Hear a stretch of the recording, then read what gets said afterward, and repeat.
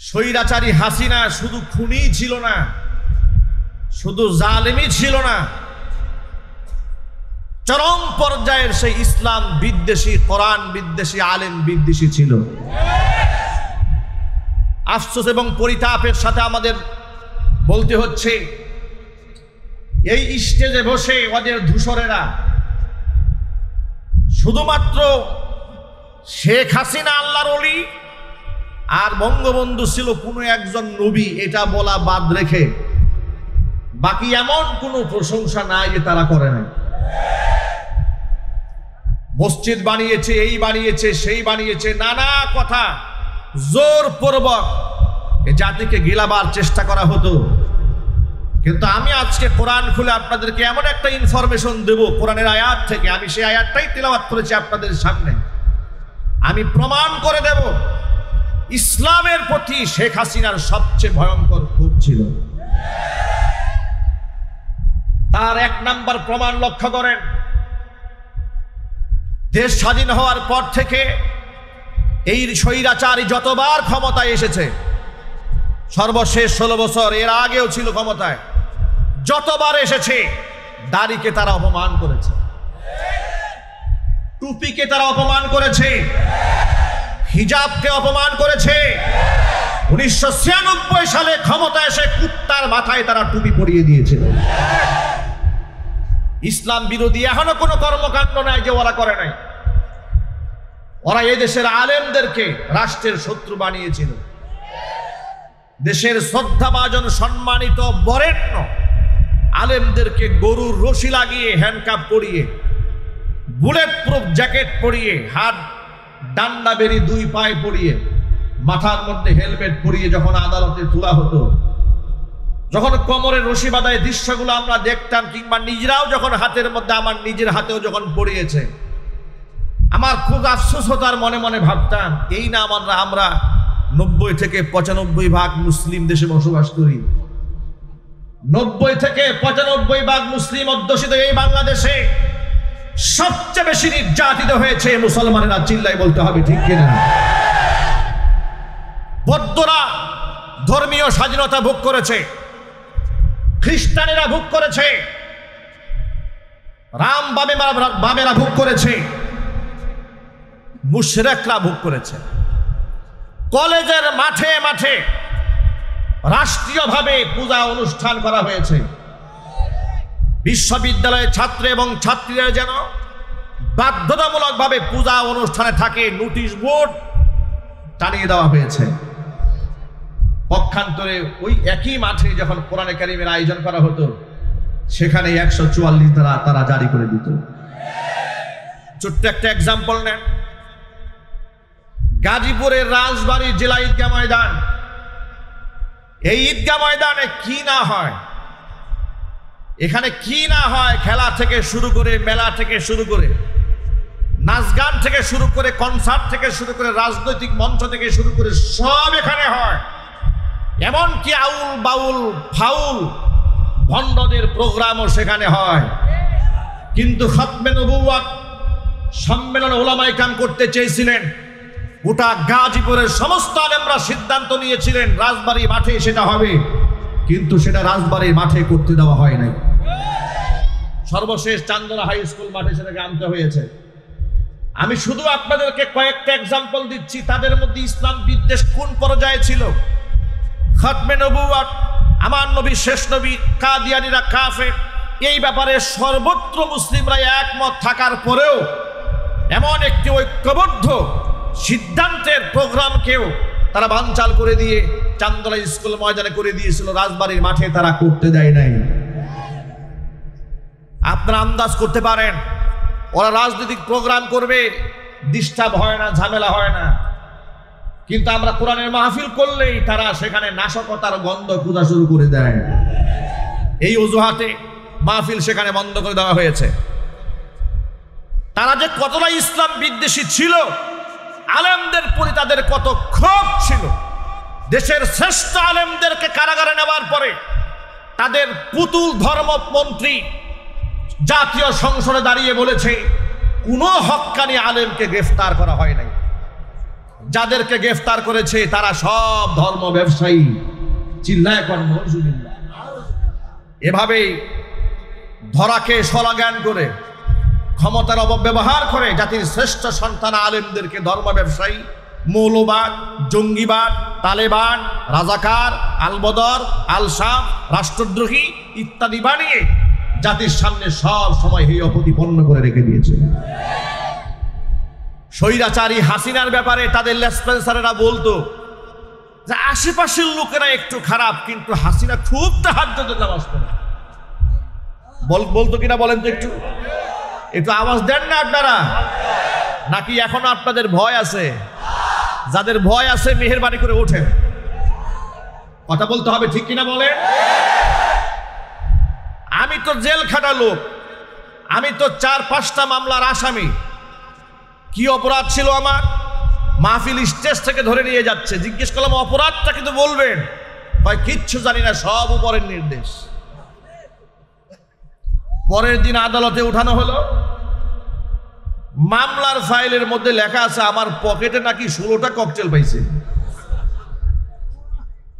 এই হচ্ছে ওদের শাসন ব্যবস্থা, এই হচ্ছে ওদের শাসন ব্যবস্থা। একটা মাত্র এক্সাম্পল দিলাম আপনাদের সামনে।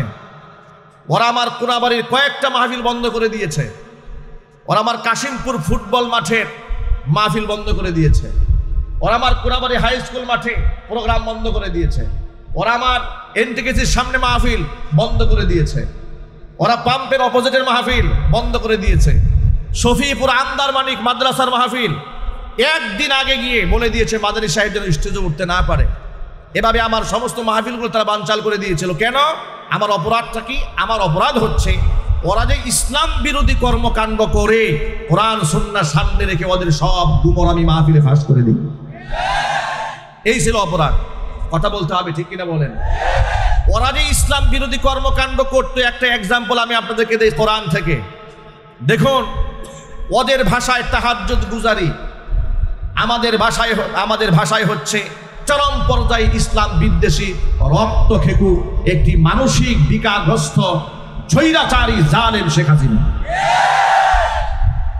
এই রক্তখেকু নরপিচাস শাপলা চত্বরে 2013 সালের 5ই মে তার নির্দেশে যখন গণহত্যা চালানো হয়েছিল, হাজার হাজার মানুষকে যখন শহীদ করা হয়েছিল রাতের আধারে, তাহাজ্জুদ গুজারি মাদ্রাসার তালেবুল ইলমদের বুকটাকে বুলেটের দিয়ে ঝাঁঝরা করে দেওয়া হয়েছিল।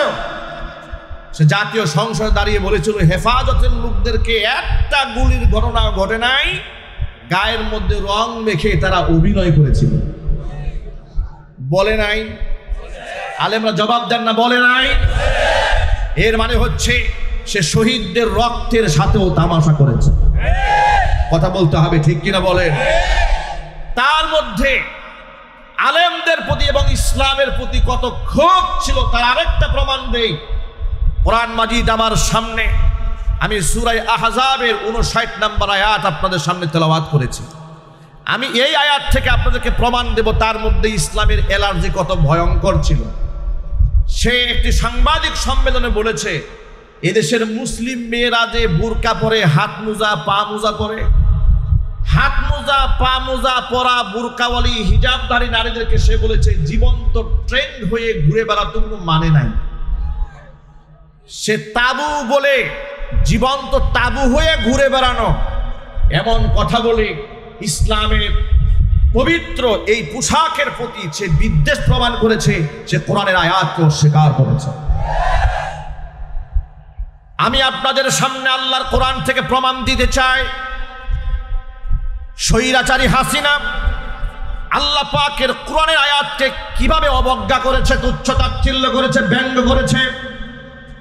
মুফতিনে কিরাম স্টেজে বসা আল্লাহ পাকের কোনো বিধান যদি কেউ অস্বীকার করে, কেউ ঠাট্টা করে, কেউ বিদ্রুপ করে, কেউ তামাশা করে কিংবা হালকা করে দেখে, আল্লাহর কসম করে বলি 14 বার উমরা করলেও মুসলমান থাকবে না, বেঈমান হয়ে যাবে।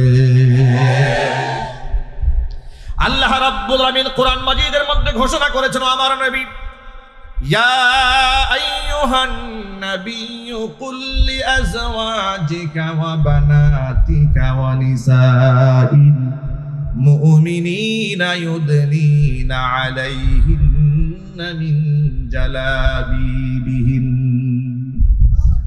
যালিকা আদনা আন ইউরাফনা ফালা ইউযাইন ওয়া কানা আল্লাহু গফুরার রহিমা। অনবীজি কুল্লি আজওয়াজিকা, আপনি আপনার স্ত্রীদেরকে বলুন, ওয়া বানাতিকা, আপনার কন্যাদেরকে বলুন, ওয়া নিসাইল মুমিনিনা, মুমিনা নারীদেরকে বলেন, ইউদনিনা আলাইহিন্না মিন জালাবিবিহিন্না, প্রয়োজনে যখন তারা ঘরের বাহিরে যাবে তারা যেন জিলবাব দিয়ে তাদের দেহটা আবৃত করে নেয়। জিলবাবের এক বচন, জালাবিবুন বহু বচন। জিলবাব মানে হচ্ছে এমন একটা খিমার, এমন একটা চাদর, এমন একটা উড়না, যে উড়না এত বড় একটা কাপড় মাথার উপর দিলে গোটা দেহটা আবৃত হয়ে যায়। আমরা আমাদের ভাষায় যেটাকে বোরকা বলি, নেকাব বলি, আল্লাহ পাক নিজে আবার ঘোষণা দিচ্ছেন। কেন এই কথা বললাম শোনো, যালিকা আদনা আন ইউরাফনা ফালা ইউযাইন, যাতে করে এরা স্বাধীনা মুসলিম রমণী অমুসলিমদের থেকে এই মুসলিম রমণীরা যেন আলাদা হয়ে যায়, আলাদাভাবে তাদের চেনা যায়। এটা হচ্ছে তাদের একটা আইডেন্টিটি। জোরে বলুন সুবহানাল্লাহ। অর্থাৎ বুরকা পরা নারীদেরকে দেখলেই যেন এটা আইডেন্টিফাই করা যায় যে এটা একটা মুসলিম রমণী। এক বাক্যে জবাব দিয়ে বলেন, বুরকা পরা কোনো নারীকে দেখলে কি খ্রিস্টান মনে হয়? একটু জোরে বলতে হবে। হিন্দু মনে হয়, বৌদ্ধ মনে হয়, বোরকার দেশাটা দেখলেই মনে হয় এটা উম্মতে মুসলমানের শ্রেষ্ঠ একজন উত্তরাধিকারী। কথা বলতে হবে, ঠিক কিনা? আমার প্রিয় যুবক ভাইরা, আল্লাহ রাব্বুল আলামিন আবার ফজিলতের কথা বলছেন। এক নাম্বার ফজিলত হচ্ছে দাসীদের থেকে, অমুসলিম নারীদের থেকে এই নারীদের একটা আইডেন্টিফিকেশন এর দ্বারা চালু হয়ে যাবে। স্বতন্ত্রভাবে মুসলিম নারীদেরকে চেনা যাবে, এটা এক নাম্বার ফজিলত। দুই নাম্বার হচ্ছে যালিকা আদনা আন ইউরাফনা ফালা ইউযাইন, এরপরে তাদেরকে উত্ত্যক্ত করা হবে না, ওদেরকে ডিস্টার্ব দেওয়া হবে না, ওদেরকে ইফটিজিং করা হবে না। সুবহানাল্লাহ, আল্লাহু আকবার বলে। এরা ইফতিজিং এর সম্মুখীন হবে না যদি এই ফর্মুলা সে গ্রহণ করে নেয়। এরপর আল্লাহ পাক বলেন, যালিকা আদনা আন ইউরাফনা ফালা ইউযাইন ওয়া কানা আল্লাহু গফুরার রহিমা, আমি আল্লাহ তাআলা ক্ষমাশীল, অতীব দয়ালু। এর মানে এই বয়ান শোনার আগ পর্যন্ত যে সমস্ত আমার মা বোনেরা বুরকা পরে নাই, নিজেকে আবৃত রাখে নাই, নারী উন্নয়নের নামে, নারী স্বাধীনতার নামে, নারী ক্ষমতায়নের নামে এই সমস্ত জাহেলার মূর্খরা, কাফের বেঈমানদের দালালেরা আমার মা বোনদেরকে ধর্ষিতা বানিয়েছে, লাঞ্ছিতা করেছে, অপমানিত করেছে, সম্মান দিতে পারে নাই। কথা বলতে হবে, ঠিক কিনা বলেন?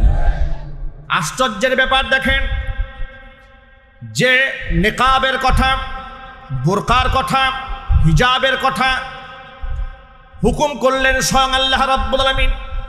এই আয়াতের তাফসিরে ইবনে মাসউদ রাদিয়াল্লাহু তাআলা আনহু বলেছেন, এমন একটা পোশাক এখানে পড়তে হবে। মুফাসসিরিনে কেরাম ভিন্ন ভিন্ন তাফসির করেছেন। নারীরা এমন পোশাক পরে বের হবে, চোখ যেন দুইটা দেখা না যায়, যেন একটা দেখা যায়। সুবহানাল্লাহ। এমন কঠিন কঠিন কথাও মুফাসসিরিনে কেরামরা বলেছেন। একটু আন্দাজ করেন তো আপনারা। তাহলে আপনারা এক বাক্যে জবাব দিয়ে বলেন, একেবারে আপাতমস্তক ঝেঁকে রাস্তায় বের হওয়ার বিধান হুজুররা দিয়েছেন না আল্লাহ দিয়েছেন? আল্লাহর নাম বলতে কষ্ট হচ্ছে আপনাদের? চিৎকার দিয়ে বলুন না, কে দিয়েছেন জুড়ে বলেন। এবার হিজাব এবং পর্দার আয়াত নাজিল হওয়ার পরে সর্বপ্রথম প্র্যাকটিস আল্লাহর নবী তার পরিবারের মধ্যে কিভাবে করেছেন লক্ষ্য করেন। মুসনাদে আহমদের হাদিসের মধ্যে এসেছে, আল্লাহর হাবিব সাল্লাল্লাহু আলাইহি ওয়াসাল্লামের স্ত্রী উম্মে সালামা রাদিয়াল্লাহু তাআলা আনহা হাদিসের রাবী, তিনি বলেছেন, কুনতু ইনদা রাসূলিল্লাহি সাল্লাল্লাহু আলাইহি ওয়াসাল্লাম ওয়া মাইমুনা, আমি এবং রাসূলের স্ত্রী মাইমুনা, দুইজন স্ত্রী রাসূলের কাছেই ছিলাম। ঠিক এই মুহূর্তে আল্লাহ নবী সাল্লাল্লাহু আলাইহি সাল্লামের অন্ধ সাহাবী আব্দুল্লাহ ইবনে উম্মে মাকতুম রাদিয়াল্লাহু তাআলা আনহু আমাদের সামনে এলেন।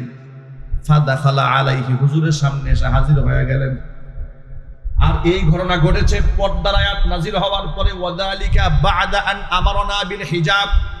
পর্দার আয়াত নাজিল হওয়ার পরে এমন ঘটনা যখন ঘটলো যে আমরা রাসূলের পাশেই ছিলাম, এমন সময় অন্ধ সাহাবী এসেছে। নবীজি আমাদেরকে ডাক দিয়ে বললেন, ইহতাজিবা মিনহু, ও উম্মে সালামা, ও মাইমুনা, তোমরা এই অন্ধ সাহাবী থেকে পর্দার আড়ালে চলে যাও। সুবহানাল্লাহ বলবেন। দৃষ্টিহীন সাহাবী তিনি এসেছেন, আর আল্লাহ রাসূল বললেন, ইহতাজিবা মিনহু, উম্মে সালামা ও মাইমুনা, দুজনেই তোমরা এই অন্ধ সাহাবী থেকে পর্দার আড়ালে চলে যাও। এই কথা বলার পরে উম্মে সালামা রাদিয়াল্লাহু তাআলা আনহা বলছেন, ইয়া রাসূলুল্লাহ, আলাইসা হুয়া আ'মা লা ইউবসিরুনা ওয়া লা ইয়ারিফুনা, তিনি কি অন্ধ নন? তিনি তো আমাদেরকে দেখবেন না, তিনি তো আমাদেরকে চিনতেও পারবেন না। নবীজি সাল্লাল্লাহু আলাইহি ওয়াসাল্লাম বললেন, সে তো অন্ধ, এটা তো বুঝতে পারলাম। আফা আমিয়া ওয়ানি আনতুমা আলাস্তুমা তুবসিরানি, সে অন্ধ বুঝতে পারলাম, তোমরা দুজনে তো অন্ধ নও, তোমরা তো পরপুরুষকে দেখতে পাবে। আল্লাহু আকবার কি বাড়ি গিয়ে বলবেন? ভাবা যায় পর্দার ব্যাপারে আল্লাহ রাসূল কি পরিমাণ তার পরিবারে কঠোরতা আরোপ করেছেন। অন্ধ সাহাবী, যে সাহাবী রাসূলকেও দেখতে পাচ্ছেন না, বিবিদেরকেও দেখতে পাচ্ছেন না। হুজুর বললেন, ইহতাজিবা মিনহু, স্ত্রীরা বললেন, কেন আমরা পর্দার আড়ালে যাব? সে তো আমাদেরকে দেখবেই না। রাসূল, তোমরা কি অন্ধ নাকি? লা তুবসিরানি, তোমরা দেখতে পাবে না তাকে? আল্লাহু আকবার বলেন। পর্দার ব্যাপারে এক চুল পরিমাণ ছাড় দেন নাই নিজের স্ত্রীদেরকে। আলেমদের দায়িত্ব হচ্ছে আল্লাহর নবীর এই সমস্ত হাদিসগুলো সমাজে প্রচার করা। আলেম ওলামাদের দায়িত্ব হচ্ছে সমাজ প্রেক্ষাপটে কোরআনে কারীম এবং রাসূল পাক সাল্লাল্লাহু আলাইহি সাল্লামের পবিত্র জীবন থেকে আমল নিয়ে সমাজের মধ্যে প্রচার করা, প্রসার করা। কথা বলতে হবে, ঠিক কিনা? এটা আলেম ওলামাদের নীতি এবং নৈতিকতার দায়িত্ব। আলেমরা যদি এটা না করে, কিয়ামতের দিন আলেমদেরকে আল্লাহর আদালতে আসামি হয়ে যেতে হবে। যেখানে আল্লাহ পাক পর্দার ব্যাপারে কঠোরতা আরোপ করলেন, আল্লাহ রাসূল যেখানে পর্দার ব্যাপারে মারাত্মক কঠোরতা অবলম্বন করেছেন, এখন একজন আলেম হিসেবে তো আমরা আপনাদেরকে হিজাবের কথা বলবো, নিকাবের কথা বলবো, হাত মোজার কথা বলবো, পা মোজার কথা বলবো। এখন হাত মোজা, পা মোজা পরে আপাদমস্তক ঢাকার নির্দেশ দিলেন স্বয়ং আল্লাহ রাব্বুল আলামিন। আর হাসিনা এটা নিয়ে তামাশা করে বলেছে, জীবন্ত ট্রেন হইয়া ঘুরে বেড়ানোর কোনো মানে নাই। সেমন তাহাজ্জুদ গুজারি ছেলে বিবাহ করায় খ্রিস্টান দিয়া, আওয়াজ নাই, মুখে আওয়াজ নাই। সেমন তাহাজ্জুদ গুজারি ভারতের দাদা বাবুদের কাছে গেলে মন্দিরে গিয়া তিনি প্রতিমার সামনে গিয়া সেখানে গিয়া ফুল দেন। এর মানে তিনি বাংলাদেশে রোজা করেন, হিন্দুস্তানে গিয়ে পূজা করেন। কথা বলতে হবে, ঠিক কিনা বলে? তাহলে এর দ্বারা প্রমাণ হয় শেখ হাসিনা ধার্মিক ছিল না, তার চাইতে ধর্ম ব্যবসায়ী ভণ্ড এই জাতির মধ্যে আর কেউ ছিল না। আল্লাহ পাকের কোরআনে কারীমের আয়াতকে সে ব্যঙ্গ করেছে, বিদ্রূপ করেছে। শুধু কি তাই, 2011 সালে নারী উন্নয়ন নীতিমালা 2011 প্রণয়ন করার যখন খসড়া করলো, খসড়ার মধ্যে কি করলো? খসড়ার মধ্যে করেছে যে নারী পুরুষের সমান অধিকার, এই সমান অধিকার সব জায়গায় থাকবে। এমন কি ইসলামের যে পারিবারিক আইন আছে, ওয়ারিশ সূত্রে যে মালিকানা লাভ করে, একটা ছেলে সমান সমান দুইটা মেয়ে, এই যে বিধান আছে ইসলামে, আছে না নাই? একটু জোরে বলতে হবে। নারী উন্নয়ন নীতিমালা 2011 এটা প্রণয়ন করে কোরআনে কারীমের এই আয়াতকে ভেঙে দিয়ে তিনি চাইলেন যে না, কেউ কম বেশ পাবে না, সন্তানরা যেখানে যা আছে একবারে ছেলেও যা পাবে, মেয়েও তা পাবে। নাউজুবিল্লাহ, এত আসতে বলেন কেন? এ কথা বলার পরে তৎকালীন যুগে মুফতি আমিনী রাহমাতুল্লাহি আলাইহি বাংলার সিংহ পুরুষ ছিলেন। তিনি পেট পূজারী আলেম ছিলেন না, ধান্দাবাজ আলেম ছিলেন না। বাংলাদেশে আমরা এমন আলেমদেরকে দেখেছি ইসলামের জন্য, কোরআনের জন্য জেল খাটে, জরিমানা দেয়। আবার এমন আলেমকে দেখেছি ওই সমস্ত জাহেল বাতেল জালেমদের সাথে গলায় গলায় পীড়িত। এই ভণ্ড মৌলবীগুলা সমাজে আছে না নাই? এমন বহুত মৌলবী আছে ওই সমস্ত নাস্তিকদের মনোরঞ্জনের জন্য মিম্বারে বসে কোরআন সুন্নাহর এই বক্তব্যগুলো টু শব্দ জাতির সামনে উচ্চারণ করে না। কথা বলতে হবে তো, ঠিক কিনা বলেন? নারী উন্নয়ন নীতিমালা 2011 এটা যখন খসড়া করা হয়েছিল, তৎকালীন যুগের সিংহ পুরুষ মুফতি আমিনী রাহমাতুল্লাহি আলাইহি, আল্লাহ পাক তার বেহেশতের মধ্যে সর্বোচ্চ সম্মান আল্লাহ পাক তাকে দান করেন। এই সিংহ পুরুষ গর্জে উঠলেন, তিনি বললেন না, এই আইন বাস্তবায়ন করতে দেওয়া হবে না। তিনি তো কাউকে তুয়াক্কা করে কথা বলতেন না, কারণ তিনি তো তেল বা জালেম ছিলেন না। ঠিক ওই সময় আমি জুমার খুতবা দেই কাদের মার্কেট বাজার মসজিদে, যেখানে ফরিদউদ্দিন রহমানী বর্তমানে নামাজ পড়াচ্ছে। আমি তখন ওই মসজিদের খতিব। এটা নিয়ে গোটা বাংলাদেশে তুলপাড় শুরু হয়ে গেল।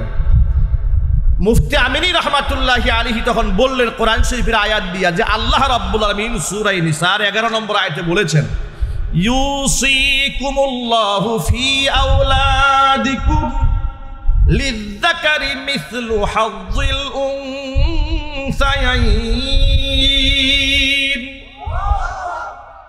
তিনি বললেন, আল্লাহ পাক বলেছেন, আল্লাহর নির্দেশ তোমাদের সন্তানদের মিরাস সম্পদ বন্টন করার ক্ষেত্রে লিযযাকারি মিসলু হাযযিল উনসায়াইন, একটা পুরুষ পাবে দুই নারীর সমান। সুবহানাল্লাহ। এই কথার ব্যাখ্যা আপনাদের বুঝাতে হলে, একটু বুঝতে হলে একটু ব্যাখ্যা করে বলতে হবে, তাহলে আপনারা খুব সহজে বুঝবেন। আচ্ছা, নারীরা যা পাবে একটা ছেলে তার দ্বিগুণ পাবে, এটা করে কি আল্লাহ পাক নারীদের উপর জুলুম করেছেন? একটু জোরে বলতে হবে। এটা ভাঙায় দেওয়ার জন্য বলি, এক ভদ্রলোকের দুটা ছেলে আছে, বুঝাবার জন্য বলি। তো বড় ছেলেকে বাজারে পাঠাচ্ছে, সাথে ছোট ছেলেটাও যাচ্ছে। বড় ছেলের হাতে 1000 টাকার নোট দিয়া বাজারে পাঠিয়ে দেওয়ার সময় বাবা বলল, তুমি মাছ আনবা, তরি তরকারি আনবা, এই আনবা সেই আনবা, মোটামুটি 8 থেকে 900 টাকার একটা বাজার ধরাই দিয়েছে, তালিকা ধরিয়ে দিয়েছে। আর ছোট্ট ছেলে সেও সাথে গেছে, শুধু মনস্তুষ্টির জন্য তার হাতে 500 টাকা দিয়েছে, কিন্তু ওর হাতে বাজারে কোনো স্লিপ নাই, বাজার করার কোনো দায়িত্ব নেই। আপনারা কি মনে করেছেন এখানে বেশি দিয়েছে কাকে, বড় ছেলেকে না ছোট ছেলেকে? কেন? 500 টাকা পাওয়ার পরেও বেশি, কারণ ওর খরচের কোনো খাত নাই। আর তাকে 1000 টাকা দেওয়ার পরেও তাকে জেতানো হয় নাই, কারণ তাকে কান্দে বাজার উঠিয়ে দেওয়া হয়েছে। কথা বলতে হবে, ঠিক কিনা বলেন? এখন আপনারা বলেন, এখানে কি পিতা ছোট ছেলের উপর জুলুম করেছে? 500 টাকা দিয়ে কি জুলুম করেছে? এই সহজ উদাহরণটা যদি বুঝে থাকেন, এবার নারী আর পুরুষের ব্যবধানটা একটু বুঝুন।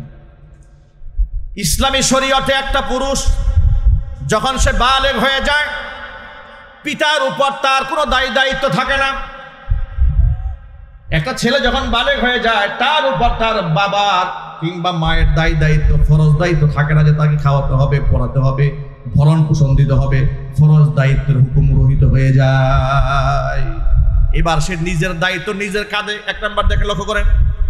2 নাম্বার হলো সে বিবাহ করতে যাবে, মহারণা দেওয়ার দায়িত্ব, কিন্তু তার নিজের বউয়ের মহারণা দেওয়ার কোনো দায়িত্ব নাই। কথা বলতে হবে, ঠিক কিনা? এর মানে হচ্ছে যত বাজার আছে সব খরচ কার উপরে? পুরুষের উপরে। কার উপরে জুড়ে বলে? পুরুষের উপরে। কিন্তু নারীকে যা দেওয়া হয়েছে সে বাবার কাছ থেকে পেয়েছে, ভাইয়ের কাছ থেকে পেয়েছে, ছেলের কাছ থেকে পেয়েছে, যা পেয়েছে পুরোটাই পুঞ্জীভূত, খরচের কোনো খাত নাই। তার চিকিৎসার প্রয়োজন, স্বামী তার চিকিৎসা খাত বহন করবে। যখন সে স্বামীর ঘরে যায় নাই, বাবার ঘরে আছে, বাবা এই নারীর দায়িত্ব পালন করবে, বালেগা হওয়া পর্যন্ত শুধু নয়, একেবারে বিবাহ শাদী দেওয়ার আগ পর্যন্ত। আল্লাহু আকবার বলেন। এর মানে হচ্ছে আল্লাহ রাব্বুল আমিন বাহ্যিক দৃষ্টিতে আপনাদের কাছে এখানে মনে হলো যে পুরুষদেরকে আল্লাহ দ্বিগুণ দিয়েছেন, কিন্তু খরচ দিয়েছেন 3 গুণ। সুবহানাল্লাহ বলবেন না? খরচ দিয়েছে কয় গুণ? নারীকে 1 গুণ দিয়ে পুরোটা রিজার্ভ দিয়ে দিয়েছে, সম্মান রক্ষা করা হয়েছে। এত সুন্দর ইনসাফ ভিত্তিক আল্লাহ পাক আইন দেওয়ার পরে সে বলল যে না, এগুলা চলবে না, নারীও যা পাবে পুরুষও তাই পাবে। সকল ক্ষেত্রে নারীরা সমান হয়ে যাবে। প্রিয় ভাইরা, এক বাক্যে জবাব দিয়ে বলেন, নারী আর পুরুষ কি কোনোদিন সমান হতে পারবে? জবাবটাকে ইমানদারের মতো বলেন তো। নারী পুরুষ কি কোনোদিন সমান হতে পারে? নারী পুরুষ কেমনে সমান হবে? পুরুষ আর পুরুষই তো সমান হয় না। বাবা আর ছেলে কোনোদিন সমান হয় না, বলেন। বড় ভাই ছোট ভাই কোনোদিন সমান হয় না। উস্তাদ আর ছাত্র কোনোদিন সমান হয় না। তাহলে পুরুষই তো পুরুষের সমান হতে পারে না, নারী পুরুষ কেমনে সমান হবে? এগুলা ভণ্ডামি স্লোগান। এই সমস্ত কথা বলে বলে তারা বোরকার বিরোধিতা করে, পর্দার বিরোধিতা করে, সমান অধিকারের নামে নারীদেরকে দাসী বাদী বানায়া রাখতে চায়। প্রমাণ লক্ষ্য করেন। তাহলে এই আয়াত সরাসরি আল্লাহ পাক বিধান দেওয়ার পরে যখন তারা নারী পুরুষের সমান অধিকার বানাতে চেয়েছিল 2011 সালে, মুফতি আমিনী রহমাতুল্লাহি আলাইহি যখন প্রতিবাদ জানালেন, মুফতি আমিনী রহমাতুল্লাহি আলাইহির বক্তব্যকে ব্যঙ্গ করে তৎকালীন যুগের স্বৈরা শাসক হাসিনা বলেছিল, কোরআন শরীফের সূরা নিসার আয়াত কি শুধু মুফতি আমিনী একাই পড়ে, আমরা পড়ি না? এই কথাগুলো ইতিহাসের পাতা থেকে আপনারা নিয়ে যাবেন। নতুন প্রজন্মের লোকেরা, আপনারা তো অনেকে ইতিহাস জানেন না, এই জন্য রেকর্ডগুলো আপনাদেরকে শোনানো দরকার। আমি কেন আমাকে ছাড়তে হয়েছিল কাদের মার্কেট, বাজার, মসজিদ, ইতিহাস এখান থেকে পেয়ে যাবেন। আমি আমার জুমার খুতবার মধ্যে বলে দিয়েছিলাম, জুমার মিম্বার থেকে মুফতি আমিনীর কোরআন পড়া আর শেখ হাসিনার কোরআন পড়া সমান হতে পারে না। কথা বলতে হবে যুবকেরা, ঠিক কিনা বলবো? আমার এই খুতবা দেওয়ার পরে দায়িত্বশীল ওদের লেসপন্সারেরা বলল, হুজুর রাজনীতির কথা বলেছে। আমি বললাম, আমি রাজনীতি করি নাই, আমি আল্লাহর কোরআন থেকে বলেছি যে তারা যে সমান অধিকারের নামে ইসলাম বিরোধী কর্মকাণ্ড করতে চায়, এটা সম্পূর্ণ ইসলাম বিরোধী। এটা কোনো আলেমরা মানবে না, কোনো মুসলমান এটা মানতে পারে না। সর্বশেষ চাপের মুখে আমাকে কাদের মার্কেট, বাজার, মসজিদ ছাড়তে হলো। সেখান থেকে আমি চলে আসলাম। এরপরে পল্লীবিদ্যুৎ জামে মসজিদ বাইতুল মামুর 3 বছর জুমার খুতবা দিলাম। হাজার হাজার লোক গিয়ে সেখানে ভিড় জমায়, একেবারে পুলিশ প্রশাসন পাঠায় দিল। মাদনী সাহেবের মসজিদে এত লোক যায় কেন? ইতিহাস কোনাবাড়িবাসীর জানা উচিত। নতুন প্রজন্মের অনেকেই তো ইতিহাস জানেন না। এখন তো ডানে বামে অনেক আল্লামা দেখা যায় পদ পদবীর জন্য পাগল হয়ে গেছে, কিন্তু ইসলামের জন্য কোরবানি এবং কোরআন সুন্নাহর জন্য জেল জরিমানা কারা খেটেছে এটা বাস্তবতা জানতে হবে। এরপরে যখন আমি এই সমস্ত বক্তব্য দিলাম, তখন সেখান থেকে চলে আসতে বাধ্য হলাম। এরপর আসলাম বাইতুল মামুরে। উপমহাদেশের শ্রেষ্ঠতম কোরআনে কারীমের দায়ী এবং তাফসীর কারক শহীদ মাওলানা দেলওয়ার হোসেন সাঈদী রাহিমাহুল্লাহ, তাকে জেলখানায় কারারুদ্ধ করা হলো অন্যায়ভাবে। আমি রাজনৈতিক কোন দল কিংবা মতের কর্মী নই, পরিষ্কার করে দিচ্ছি। কিন্তু ইসলামিক দল যারা করেন, ইসলাম যারা চান, তাদেরকে হৃদয় দিয়ে ভালোবাসি। যার দ্রোণার আলেম হিসেবে যাদের অবদান আছে ইসলামে, যাদের অবদান আছে কোরআনে, যাদের অবদান আছে ইসলামের প্রচার এবং প্রসারে, তাদের প্রতি আমাদের ভক্তি, ভালোবাসা, শ্রদ্ধা তো সীমাহীন। জন্মের পর থেকে তাদের তাফসীর শুনে শুনে আমরা বড় হয়েছি। চোখের পানি ছেড়ে অসংখ্য মানুষ তওবা করে আল্লাহর ওলি হয়েছে। সাঈদী সাহেবের তাফসীর শুনে অসংখ্য মানুষ তাহাজ্জুদ গুজারি হয়েছে। সন্দেহ আছে আপনাদের? সন্দেহ আছে আপনাদের? জাতির এই শ্রেষ্ঠ সন্তান যখন, ভালো করে শোনেন, এই শ্রেষ্ঠ সন্তানকে যখন মিথ্যা মামলা দিয়ে জেলখানায় ঢুকায় দেওয়া হলো, জুমার খুতবার মধ্যে তার জন্য একটু দোয়া করেছিলাম যে আল্লাহ এই মাজলুম আলেমকে তুমি হেফাজত করো। কেন দোয়া করলাম সাঈদী সাহেবের জন্য? আমি গেলাম মানিকগঞ্জে মাহফিলে, আমার নামে কোনাবাড়ি থানায় মামলা হয়ে গেল। কোনাবাড়িতে আমি গাড়ি ঘুরাইছি, আমার নামে মিছিল হলো কোনাবাড়িতে, মাদানির চামড়া তুলে নেব আমরা। আজকে সেই সমস্ত কুলাঙ্গারদেরকে দেখতে চায়। আলেমদের চামড়া নিয়ে যারা তামাশা করতে চাও, তাকায় দেখো বাংলার জমিনের দিকে, তোমাদের চামড়া তুলে নেবার লোকের অভাব নাই। কথা বলতে হবে।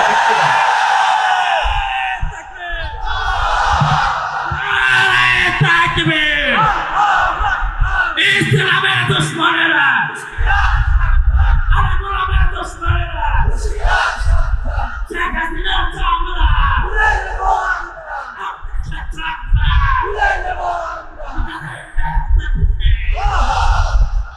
আমি কেন একজন মরহুম এবং কেন একজন মাজলুম আলেমের জন্য দোয়া করেছি, এটা ছিল আমার অপরাধ।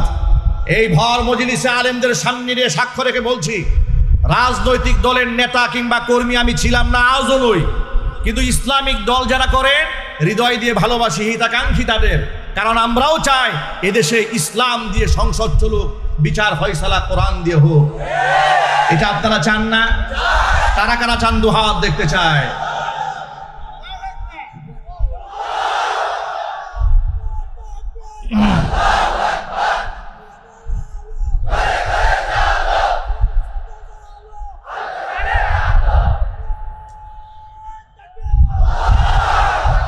আপনাদেরকে বার্তা দিয়ে দেই, এরপরে আমার পুরা মসজিদ পুলিশ দিয়ে ঘেরাও দেওয়া হলো। আমাকে মসজিদের এখানে অনেক প্রেজেন্ট মুসল্লি আছেন যারা সেদিন ছিলেন, স্টেজে অনেক আলেম ওলামারা আছেন, সেই মসজিদ কমিটির সদস্যরাও এখানে আছেন। এরপরে সেখানে বলা হলো যা মাদানী সাহেবকে বাহিরে আসতে বলেন। মুসল্লিরা বলল, কেন বাহিরে যাবেন? প্রশাসনের কোনো কথা থাকলে মসজিদের ভিতরে গিয়ে বলুন। সর্বশেষ চাপাচাপিতে এখানে আমার আর থাকা হলো না, আমি এখান থেকে চলে গেলাম। আল্লাহ পাকের ফয়সালা হলো, এর থেকেও বড় মসজিদ বুধবাজার কেন্দ্রীয় যায় মসজিদে খতিব আল্লাহ আমাকে বানাই দিলেন। আবার শুরু হলো কোরআন সুন্নাহর বক্তব্য দেওয়া। এই বক্তব্যের ব্যাপারে কোনো আপোষ না করার কারণে হঠাৎ করে তারা মিথ্যা মামলায় আমাকে ফাঁসিয়ে এরপর আমাকে কারারুদ্ধ করে দিল। জিজ্ঞেস করলাম কেন, কি হয়েছে? বলে সব হচ্ছে উপরের নির্দেশ। আমরা বলি তোমরা উপরের নির্দেশ বলতে মৎখর জেনাকাল লম্পটদেরকেই বুঝাও। একটু জুড়ে বলতে হবে, ঠিক কিনা? ওদের উপরে যারা থাকে ওরা যে লম্পট বদমাশ, আপনাদের সন্দেহ আছে? চিল্লাই বলতে হবে সন্দেহ আছে। আমি খতিয়ান নাম্বার বলতে পারবো, ওদের চরিত্রের কোনো বালাই নাই। আমি গাজীপুরেও দেখেছি এদের ভিডিও ক্লিপ, এদের ওখারান যখন মিডিয়াতে প্রচার হয়েছে তখন তারা বড় বড় নেতা হয়ে গিয়েছে।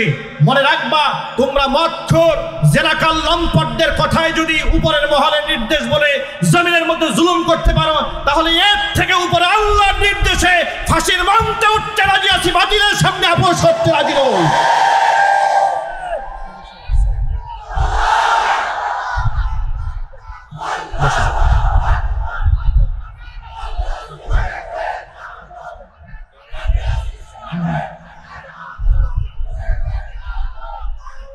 শোনেন শোনেন, ঠান্ডা হন। এমন ইতিহাস আমরা যদি বলা শুরু করি, এটা তো আমি একজন ছোটখাটো মাজলুম, আমার চেয়ে এই যে বড় মাজলুম এসে হাজির হয়ে যাচ্ছে। আল্লামা খালেদ সাইফুল্লাহ আইয়ুবী হাফিজাহুল্লাহ, আল্লাহ পাক তার নিয়ে খায়াত দারাজ করে চিৎকার দিয়ে এখন আল্লাহুম্মা আমিন। তিনি ইতোমধ্যে মাহফিল মঞ্চে এসে উপস্থিত হয়েছেন। তাকেও বছরের পর বছর, মাসের পর মাস তাকে কারারুদ্ধ করে রাখা হয়েছে। একেবারে হাত ভেঙেছে, হাতের মধ্যে রড ঢোকানো, সেখানে পুষ পর্যন্ত বের হয়ে গেছে কারাগারে, এরপরেও জামিন দেওয়া হয় নাই। এইভাবে আলেমদের উপর নির্যাতন চালানো হয়েছে একের পর এক। এই বসেন। সুতরাং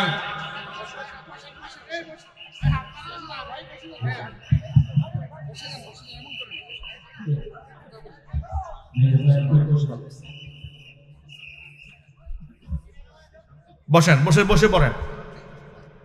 হুজুর অবশ্যই মূল্যবান কথাবার্তা বলবেন। হুজুরে কথা হুজুর বলতে পারবেন না, আমি কিছু বলি, কথা বলেন না কেন? আপনার কি বেশি বিরক্ত হচ্ছেন? কষ্ট কি বেশি লাগতেছে? লোকেরা ভালো করে শোনেন, ভালো করে শোনেন। এরপরে এইভাবে তারা একের পর এক কোরআন সুন্নাহ বিরোধী কার্যক্রম চালানো শুরু করলো।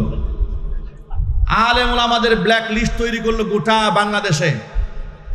নাস্তিকদের মাধ্যমে আলেমদের ব্ল্যাক লিস্ট তৈরি করলো। দেশের শীর্ষস্থানীয় 116 জন স্বনামধন্য আলেমদের নামে তালিকা তৈরি করলো সাবেক বিচারপতি কালা মানিকের মাধ্যমে। একটু জোরে বলতে হবে। বিচারপতি কালা মানিকের মাধ্যমে আলেমদের নামের তালিকা বানিয়ে দুদকে জমা দেওয়া হলো। যেই সমস্ত আলেমদের সম্পদ খতায়ে দেওয়া হোক, দেখা হোক। আচ্ছা প্রিয় ভাইরা, আপনারা এক বাক্যে বলেন, আলেমরা এত নির্যাতিত, নিপীড়িত, মাজলুম এই মাটিতে হয়েছে, আলেমরা কি দেশ ছেড়ে পালিয়ে গেছে? আর একটু জোরে বলতে হবে। দেশ ছাড়া পালিয়ে গেছে। কারণ আলেমরা দেশকে ভালোবাসে, আলেমরা ইমানদার, তাদের মধ্যে সৎ সাহস আছে যে আমাদের তদন্ত করলে বেশি দূর তোমরা যেতে পারবা না। কিন্তু ওরা কেন পালিয়েছে জানেন?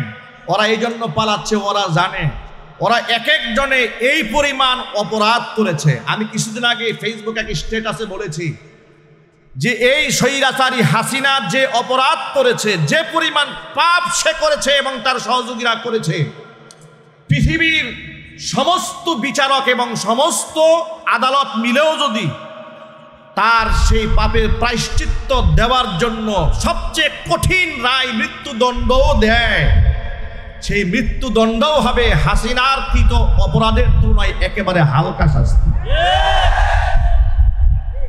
আমি কি ভুল বলেছি? আরো জোরে বলেন।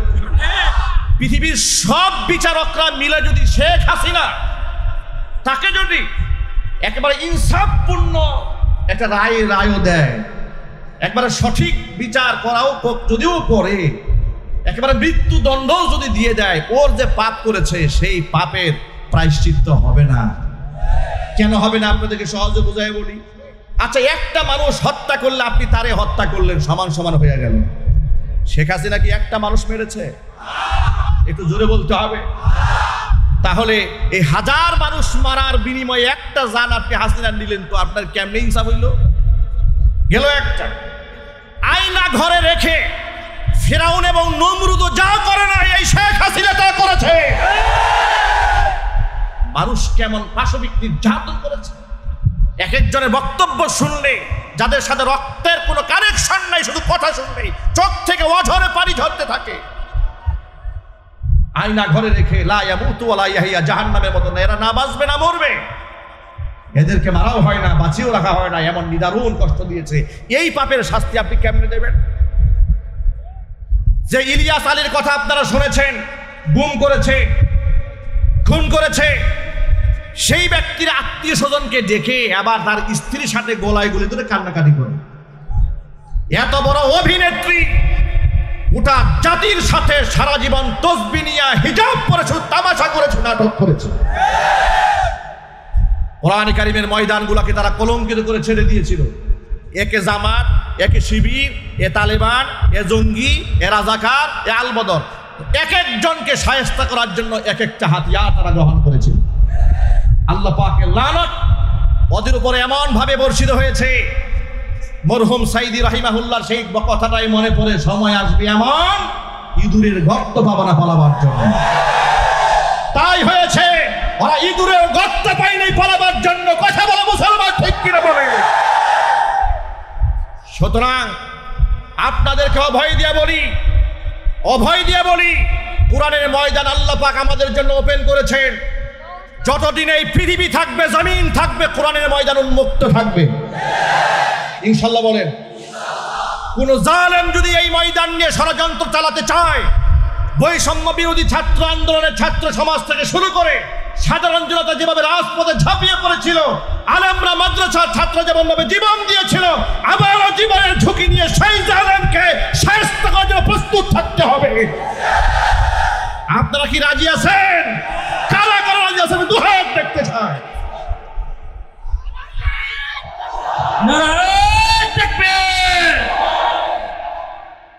প্রিয় ভাইয়েরা, আগামীর বাংলাদেশ ইসলামের দিকে যাচ্ছে ইনশাআল্লাহ। আপনাদেরকে ছোট্ট একটা আভাস দেই, আমরা মাঠে ময়দানের লোক, মানুষের চোখের ভাষা আলহামদুলিল্লাহ আমরা বুঝি। মানুষ মুখে না বললেও তাদের কথা আমরা মোটামুটি আন্দাজ করতে পারি।